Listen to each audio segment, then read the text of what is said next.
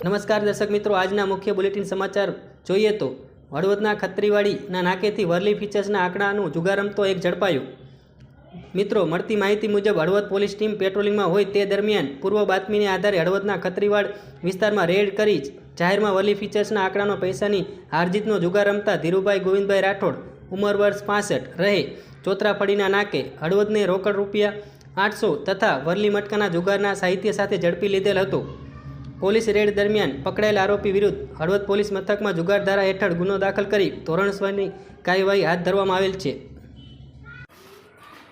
ધાંગધ્રાના મોચીવાડમાં એસએમસીની red દારૂની 3 bottle સાથે 2 શખ્સો પકડાયા, કુલ 3 સામે ફરિયાદ નોંધાઈ।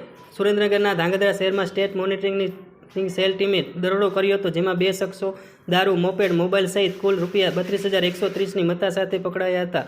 દારૂ આપનાર 3 સામે ગુના નોંધાયા છે। સ્ટેટ મોનિટરિંગ સેલની ધાંગધ્રાના જકાતનાકા પાસે કાળા કલરના શર્ટ પહેરેલો શખ્સ વિદેશી દારૂનું વેચાણ કરતો હોવાની બાતમી મળતા દરોડો કરાયો હતો, જેમાં પોલીસને જઈ દારૂની બોટલની માંગણી કરતા તે શખ્સે બીજા કોઈને ફોન કરતા થોડીવારમાં મોપેડમાં બીજો શખ્સ દારૂ લઈને આવ્યો હતો। આથી પોલીસે ધાંગધ્રાના મોહસિન હબીબભાઈ સંધી, આસિફ યાસીનભાઈ કુરેશીને વિદેશી દારૂની 3 બોટલ કિંમત રૂપિયા 1560, મોપેડ કિંમત રૂપિયા 20,000, મોબાઈલ ફોન નંગ 2 રૂપિયા 10,000 અને 650 રોકડા સહિત કુલ રૂપિયા 32,130ની મત્તા સાથે ઝડપી લીધા હતા। પોલીસની પ્રાથમિક તપાસમાં આ દારૂ અફઝલ ઉર્ફે અજ્જુ જુમાભાઈ માણેકનો હોવાનું તથા તેને વેચાણ માટે આપ્યું હોવાનું બહાર આવતા પોલીસે બંને શખ્સોને સાથે રાખી અફઝલના ઘરે દરોડો કર્યો હતો, પરંતુ અફઝલ કે દારૂ કંઈ પોલીસને હાથમાં લાગ્યું ન હતું। આથી બંનેની ધરપકડ કરી ધાંગધ્રા સિટી પોલીસ મથકે પ્રોહિબિશનનો ગુનો નોંધ્યો છે। બીજી તરફ અફઝલ આ બંને દારૂની બોટલો વેચવા પર કમિશન આપતો હતો, જેમાં મોહસિનને રૂપિયા 100 અને અફઝલને 50 એક બોટલના વેચાણ પાછળ મળતા હતા। ધાંગધ્રાના જીગડવા ગામ પાસે બાઇક ખાડામાં પડતા મહિલાને ગંભીર ઈજા।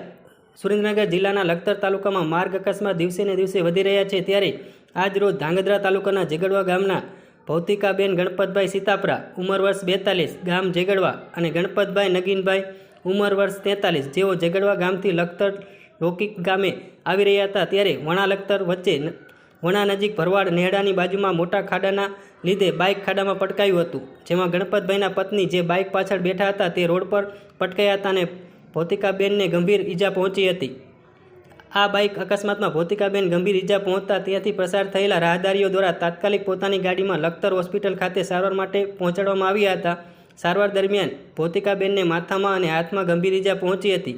ડોક્ટર દ્વારા પ્રાથમિક સારવાર આપી વધુ સારવાર અર્થે ભૌતિકાબેનને સુરેન્દ્રનગર હોસ્પિટલ ખાતે ખસેડવામાં આવ્યા હતા।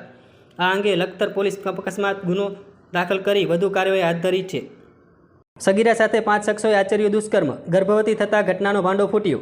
રાજ્યમાં ક્રાઇમની ઘટનાઓમાં વધારો થઈ રહ્યો છે। ગુનેગારોને જાણે કોઈનો પણ ભય ન હોય તેમ ગુનાઓ આચરતા રહે છે, જ્યારે આજે આવો જ એક મામલો સુરેન્દ્રનગરના વઢવાણથી સામે આવ્યો છે। વઢવાણના એક વિસ્તારમાં 5 શખ્સો દ્વારા 16 વર્ષીય સગીરા પર 8 મહિના સુધી ધમકી આપી દુષ્કર્મ આચરવામાં આવ્યું હોવાની ઘટના સામે આવી છે। એવામાં સગીરાને 6 મહિનાનો ગર્ભ રહી જતા સમગ્ર મામલો સામે આવ્યો હતો।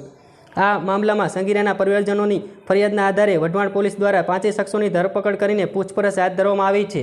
તમને જણાવી દઈએ કે સગીરાના પિતાનું મૃત્યુ થતાં તેમની માતા એકલી મૂકીને અન્ય સ્થળે પર રહેવા ચાલી ગઈ હતી। તેના લીધે સગીરા 9 વર્ષીય દાદી સાથે રહેવા લાગી હતી। એવામાં સગીરાની એકલતાનો લાભ લઈને 5 શખ્સો દ્વારા સગીરાના ઘરમાં અવારનવાર ઘૂસી આવતા અને તેના પર દુષ્કર્મ આચરતા હતા, જ્યારે છરી બતાવી તેમાં ધમકી આપી અવાવરું જગ્યા પર લઈ જઈ દુષ્કર્મ આચરતા રહેતા હતા।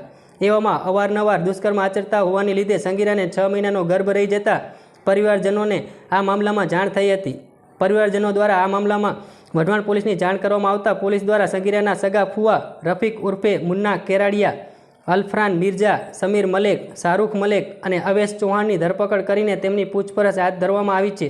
તેની સાથે સગીરા પર કેટલાક વધુ યુવકો દ્વારા પણ દુષ્કર્મ આચર્ય હોવાની શક્યતાના લીધે લોકોમાં ચર્ચાઓ ચાલી રહી છે। તેની સાથે પોલીસ દ્વારા સમગ્ર મામલામાં વધુ તપાસ હાથ ધરવામાં આવી છે। આપણી આસપાસના આવા જ અવનવા સમાચારો જાણવા માટે અને જોવા માટે અમારી YouTube ચેનલને સબસ્ક્રાઈબ કરજો, વિડીયોને લાઇક કરજો અને તમારા મિત્રોને શેર કરવાનું ભૂલતા નહીં।